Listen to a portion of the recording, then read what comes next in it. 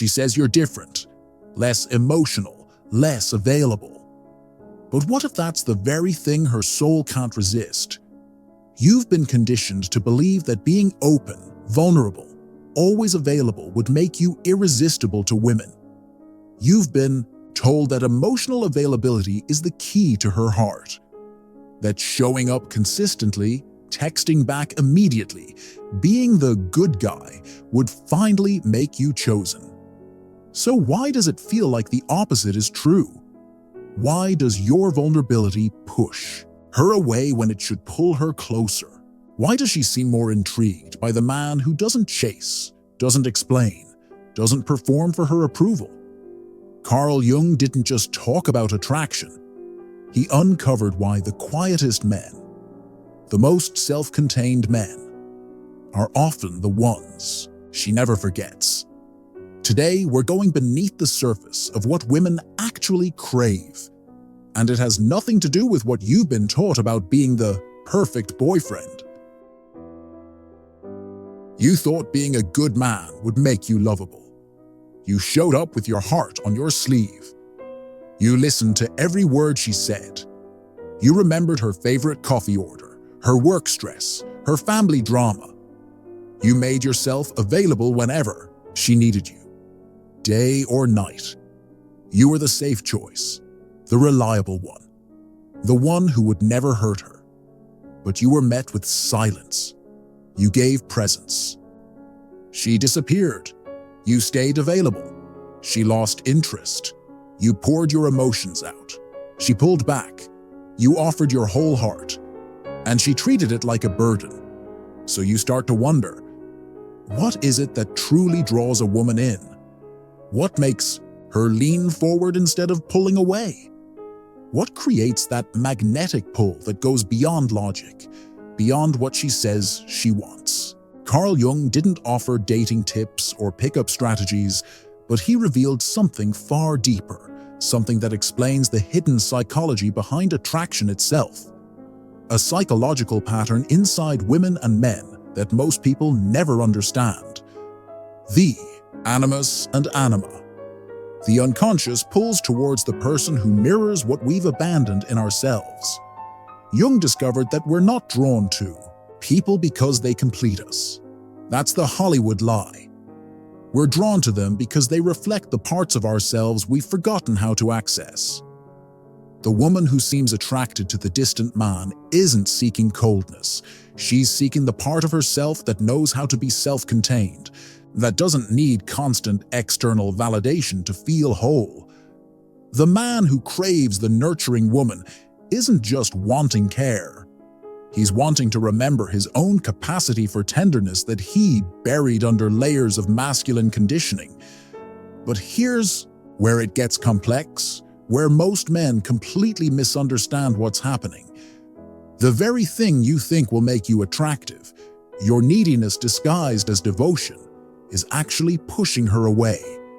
And the thing you think will push her away, your independence, your ability to walk away, is what draws her in. She doesn't fall for the man who always says yes. She craves the one who can say no and still care. The man who doesn't explain his worth or justify his decisions. The one who stands firm, even when she walks away. Not because he's cruel or playing games, but because he's not performing. He's not waiting to be chosen. He's already chosen himself. And that shakes something deep inside her, something she didn't even know she was looking for. Jung called this the power of integration. The man who has befriended his shadow, the parts of himself he'd rather not acknowledge, no longer needs someone else to fix what's broken inside him. He's done the hard work of facing his own darkness. He's integrated his capacity for selfishness, for disappointing others, for putting his own needs first. So he doesn't chase because he's not running from himself. He doesn't explain because he doesn't need external validation of his choices. He doesn't bleed his worth out in front of her because he knows his value isn't up for debate. That quiet strength, it's not rejection of her. It's a reflection of deep healing he's done within himself. Pause here and take a breath. Is this what you've been carrying all along? This desperate need to prove yourself worthy of love? This fear that if you're not constantly performing, constantly available, constantly giving more, she'll leave? Meet David, a composite of so many men I've spoken with over the years. David was 29 when I first met him. Successful marketing executive, well-dressed, articulate. By all external measures, he should have been attractive to women. But he came to me because every relationship followed the same devastating pattern. He'd meet someone amazing. The chemistry would be instant. For the first few weeks, everything would be perfect. David would text back immediately, sometimes before she'd even finished typing. He'd drop everything when she called, canceling plans with friends, leaving work early, rearranging his entire schedule around her availability. He thought this was love. He thought this was what devotion looked like. When she'd mention being stressed about work, he'd send flowers to her office.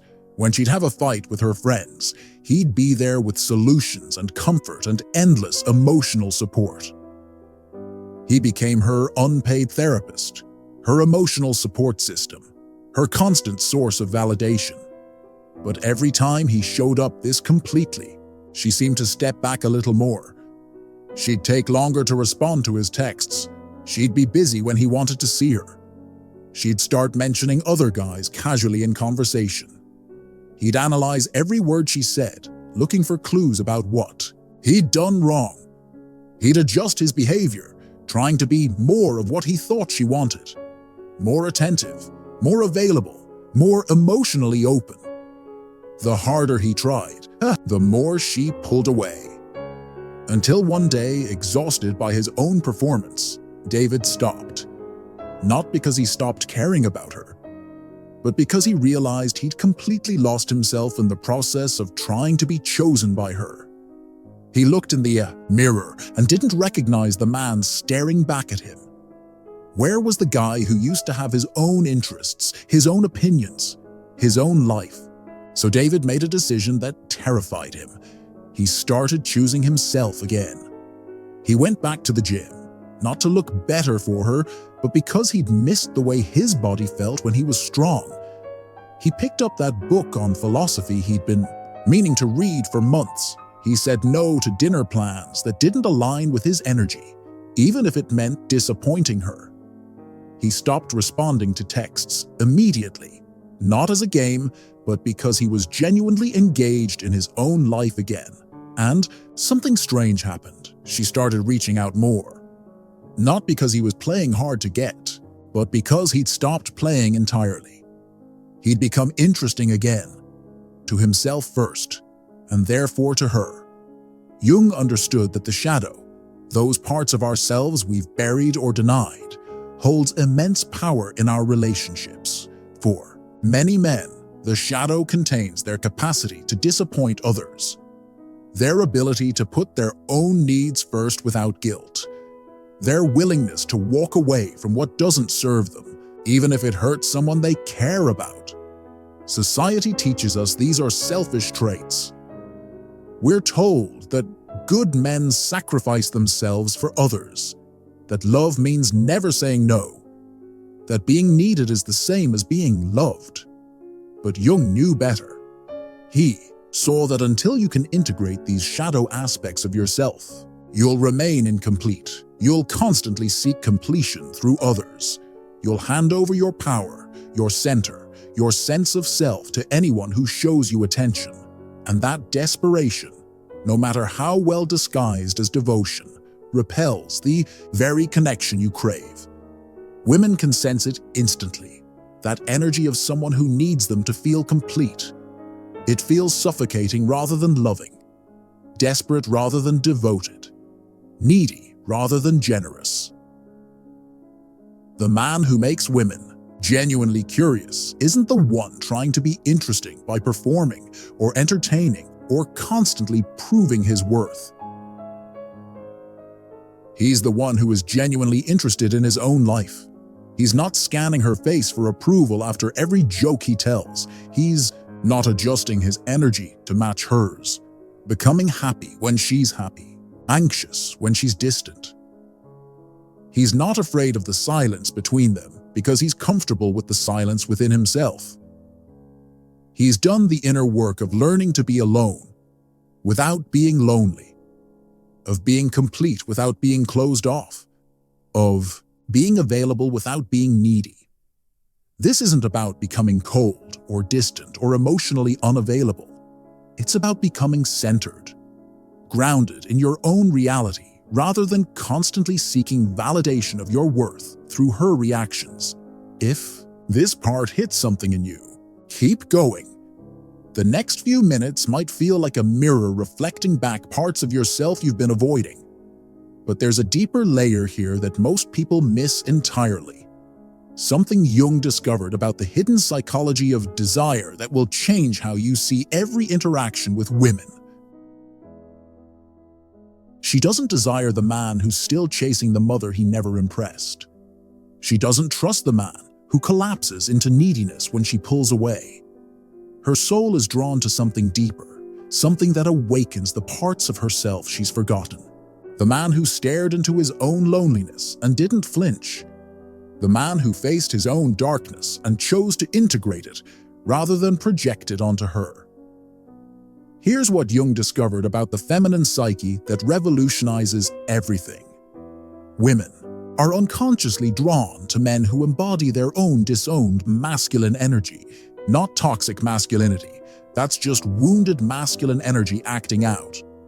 But integrated masculine energy, the capacity to stand alone without being isolated, the ability to make decisions without needing consensus from everyone around them, the strength to hold space for emotion without drowning in it, the courage to disappoint others when necessary to stay true to themselves.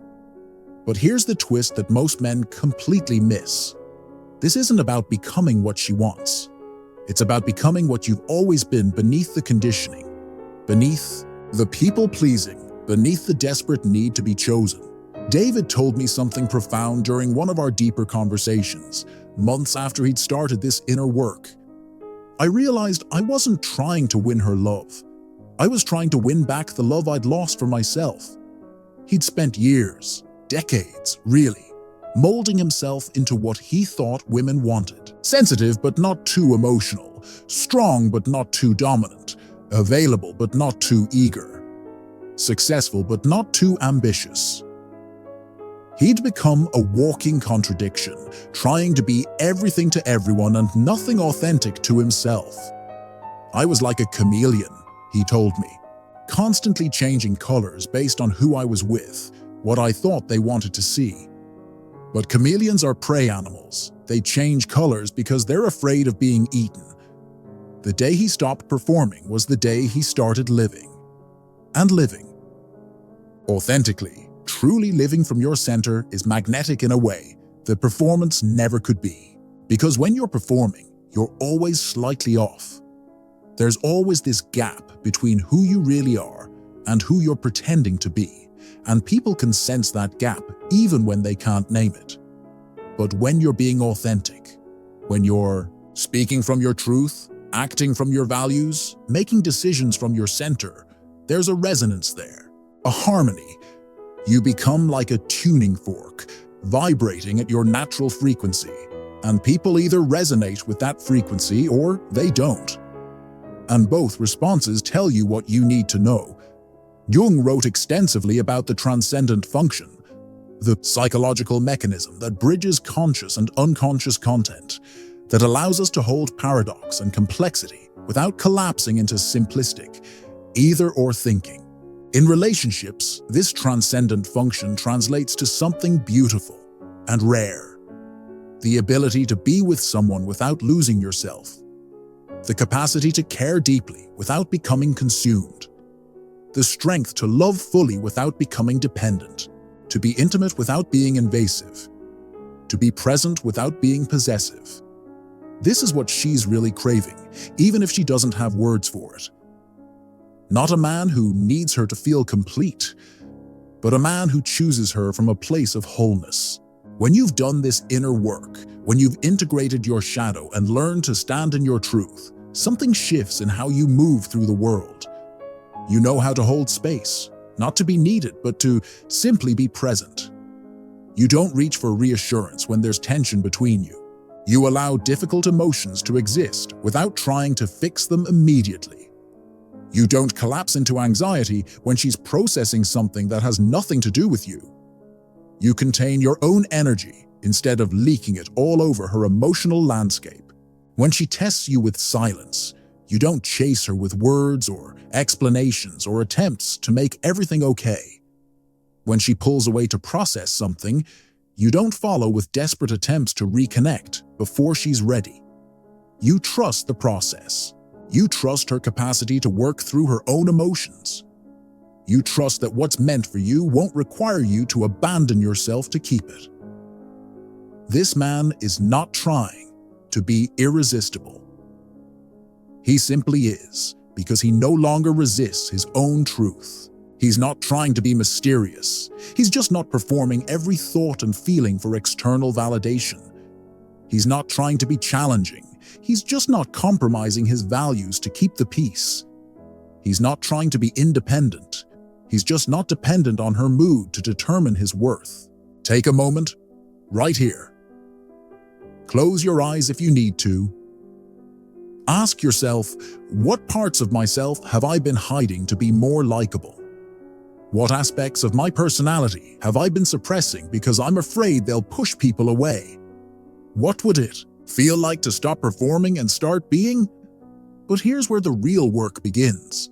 Because once you start living from this place of authenticity, once you stop performing for approval, you're going to be tested. She may test him. Withdraw her attention to see if he'll chase. Create distance to see if he'll close it with desperation. Say he's too cold or emotionally unavailable to see if he'll collapse back into people-pleasing. But part of her watches and wonders, why doesn't he chase? Why isn't he trying to earn her approval? What has he already accepted about himself that I haven't? What kind of man can remain this centered when I'm pushing all the buttons that usually make men lose their composure? This is where most men fail. The test, not by being rejected, but by abandoning themselves at the first sign of resistance or discomfort. They think her pulling away means they're doing something wrong. They think her emotional upset is their responsibility to fix. They think love means never allowing any tension or conflict to exist.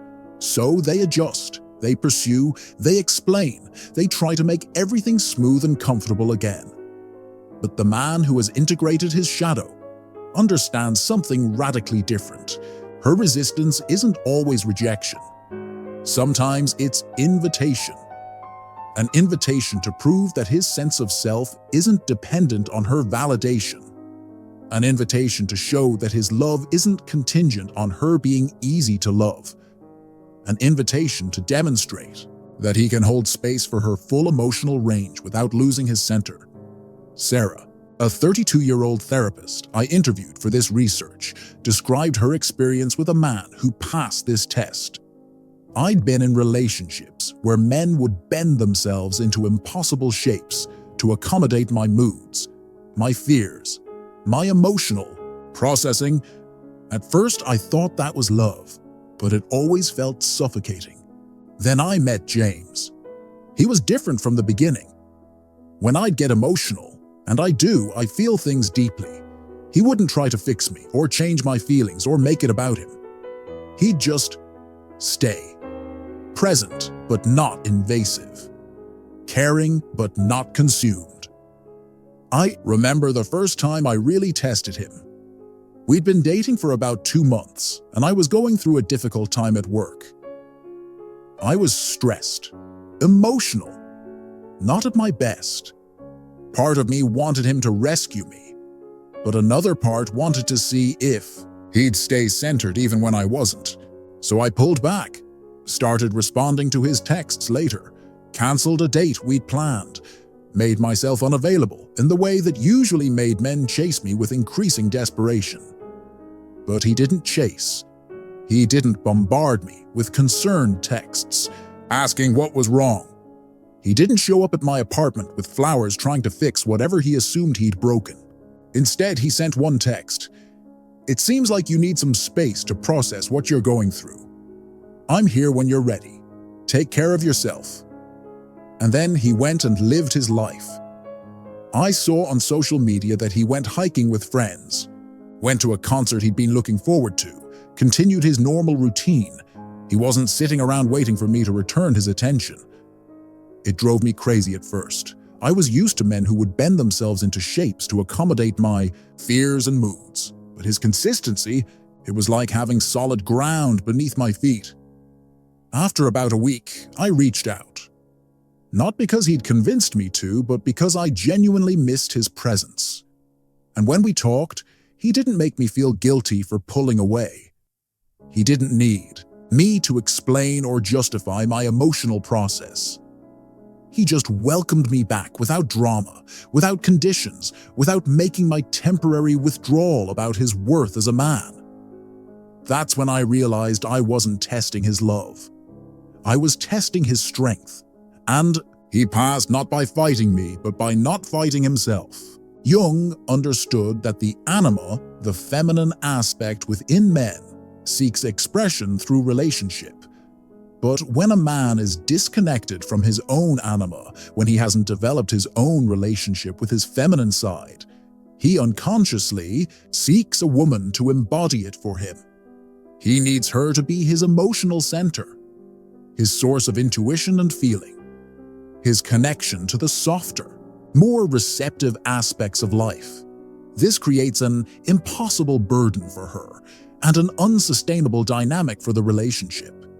She becomes responsible not just for her own emotional world, but for his as well.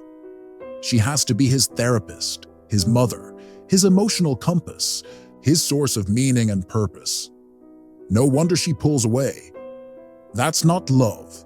That's emotional labor, disguised as romance. But the integrated man has done the inner work. He's learned to access his own emotional depths without needing a woman to guide him there. He's developed his own intuition, his own relationship with feeling, his own capacity for softness and receptivity.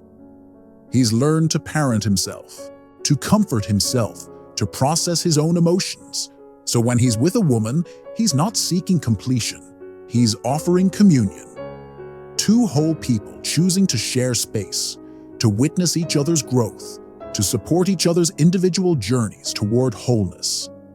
That mystery, that sense of being with someone who doesn't need you but chooses you anyway, breaks every pattern she's learned about love, because he's not offering performance for her approval. He's offering presence for mutual growth. He's not offering neediness, disguised as devotion. He's offering strength that can hold space for her vulnerability and presence. Real presence is rare. In a world full of men starving for approval, desperate for validation, constantly performing for attention, a man who no longer feeds off external validation, who has found his center within himself, feels like truth, feels like home, feels like the kind of love that doesn't demand but invites, that doesn't cling but frees, that doesn't possess but witnesses. Notice what's happening in your body as you hear this. Are you relaxing into this truth or resisting it? Are you feeling called to this deeper way of being or defending against it? Both responses tell you something important about where you are in this journey toward authentic masculinity.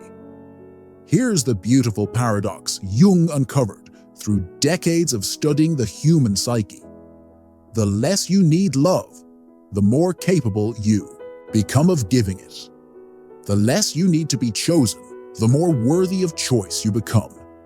The less you need to prove your worth, the more valuable your presence becomes. This isn't about becoming indifferent to love or connection. It's about loving from overflow rather than from emptiness. It's about connecting from strength rather than from desperation. It's about offering your gifts rather than selling your soul.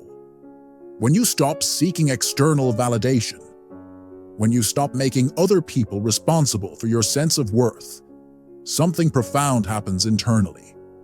You begin to hear your own voice again. The voice that got drowned out by all the noise of trying to please others, trying to be what you thought was wanted, trying to prove you were good enough. You remember your own dreams, your own values, your own desires, not what you think you should want, but what you actually want. You start making decisions based on your own internal compass rather than reading everyone else's reactions to determine your next move. You develop what Jung called the transcendent function, the ability to hold tension without immediately resolving it, to be comfortable with uncertainty, to trust the process of your own unfolding. This is individuation in action. This is the path Jung mapped out for becoming whole, integrated, authentic. This is how you stop being a victim of your unconscious patterns and start becoming the conscious creator of your own life. And once you taste this freedom, once you experience what it feels like to love yourself enough to stop abandoning yourself for others' approval, everything changes. You thought she'd love you more if you gave her more of yourself. But the truth is, the man who has already given himself wholeness, who has learned to love himself fully, is the one she can't forget. This isn't about tactics or strategies or manipulation. This isn't about becoming someone you're not or putting on an act of independence. This is about removing the layers of conditioning, people-pleasing, and performance that have been covering who you've always been underneath. You don't attract authentic love by proving you're enough. You attract it by no longer doubting that you're enough. You don't create magnetic presence by performing for approval. You create it by being so grounded in your own truth that others feel permission to be authentic too. Jung spent his life studying the human psyche, working with thousands of patients, exploring the depths of human consciousness, and he discovered something revolutionary. We don't need to be completed by another person. We need to remember our own completeness. The masculine energy that women crave isn't toxic dominance or emotional unavailability or the ability to manipulate and control. It's the quiet confidence of someone who has faced their own darkness and chosen to remain in the light. It's the strength of someone who can hold space for another's emotions without drowning in them or trying to fix them. It's the freedom of someone who loves by choice, not by need, who shows up by choice, not by desperation, who stays by choice, not by fear of being alone. You are not here to be chosen by someone else. You are here to remember a truth that got buried under years of conditioning. You were never incomplete. Your worth was never up for debate. Your value doesn't fluctuate based on someone else's recognition of it. You don't need to earn love. You need to remember that you're already worthy of it. You don't need to prove you're enough. You need to stop believing you're not. And maybe that's what she's really drawn to when she encounters a man who has done this inner work. Not your effort to impress her, but your freedom from needing to impress anyone. Not your performance of strength, but your authentic embodiment of it. Not your need to be loved, but your capacity to love from overflow. Not your desperation disguised as devotion, but your presence offered as a gift. If you found yourself in this journey today, if something here resonated with the part of you that's been searching for truth beneath the surface of dating advice and relationship strategies, take a moment to subscribe. Not because you need more content to consume, but because you're ready to continue this conversation with yourself. Because the real work happens not in watching videos, but in the quiet moments when you're alone with your own thoughts, your own patterns, your own unconscious programming.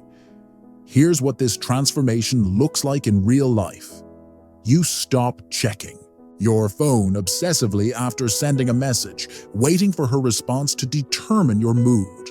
You make plans that genuinely excite you, regardless of whether anyone else joins you.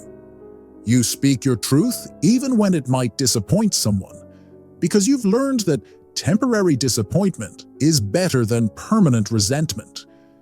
You set boundaries not to punish others, but to honor yourself and create healthy containers for relationship. You choose relationships that enhance your life, rather than ones that require you to shrink or perform or abandon yourself. You stop trying to be the perfect boyfriend and start being an authentic human being. You release the need to be understood by everyone and embrace being deeply known by the right people. This is the work of a lifetime. Not perfecting yourself, but uncovering yourself. Not becoming someone worthy of love, but remembering that you always have been.